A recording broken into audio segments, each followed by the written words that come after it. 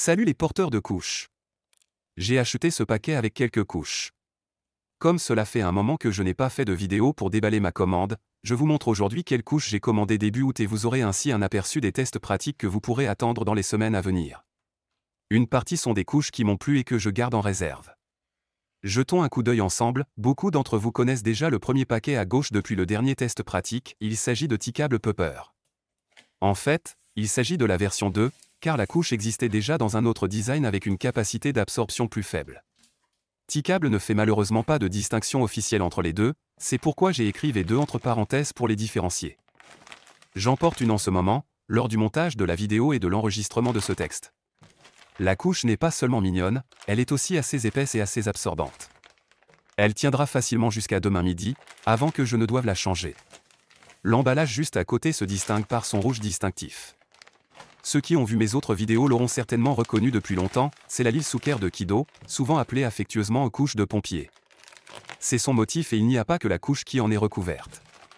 L'ensemble de l'emballage a été réalisé dans le style d'un camion de pompier, avec un souci du détail comme par exemple les pneus ou la plaque d'immatriculation. La plaque d'immatriculation est en outre une allusion légèrement cachée. Ceux qui l'ont comprise peuvent écrire dans les commentaires ce qu'elle signifie. À l'extrême droite, on trouve des couches blanches dans un emballage transparent classique. Les camelots sont à nouveau de T-Cable et contrairement à la première impression, ils sont également imprimés en couleur. Toutefois, ils ne recouvrent pas toute la couche, mais se trouvent à l'avant, sur la surface adhésive. Cela a quelque chose d'intéressant si l'on veut les cacher ou si l'on préfère des impressions plus simples et moins colorées. Elle fera bientôt l'objet d'un test pratique. Nous n'avons pas encore fini, il y a un deuxième étage dans le paquet. Au fond à droite se trouve une couche que j'avais déjà testée en pratique comme couche en film plastique bon marché, mais néanmoins assez absorbante et suffisamment épaisse, avec de bons résultats, il s'agit de la couche Safari de Rears. Elle est imprimée sur toute sa surface et remplit mon stock de couches de tous les jours. J'ai déjà porté la Safari au quotidien lors de concerts et dans le train. Là, elle s'est révélée être un choix solide. En route, je ne fais pas de tests pratiques ou d'autres expériences, car je peux mal les mesurer. De plus, on ne veut évidemment pas de fuite là où, dans le pire des cas, on n'a justement rien à changer.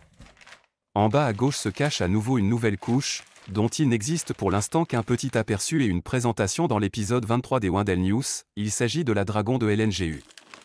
Il y a quelques mois, l'entreprise française a créé la surprise en lançant une nouvelle couche, alors que sa gamme s'était longtemps limitée à la Candy Fluff.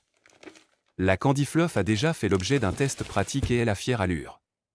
Je suis donc curieux de voir ce que vaut la Dragon, nettement plus chère.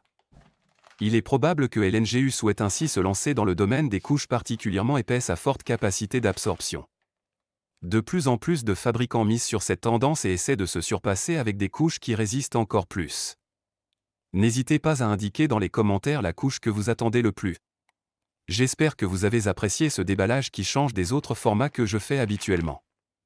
Je vais bientôt reprendre les tests pratiques et j'ai prévu une vidéo pour la CSD de Stuttgart, dans laquelle j'aimerais surtout parler d'ABDL et de PubPlay. Restez au sec, commencez bien la semaine, à la prochaine vidéo.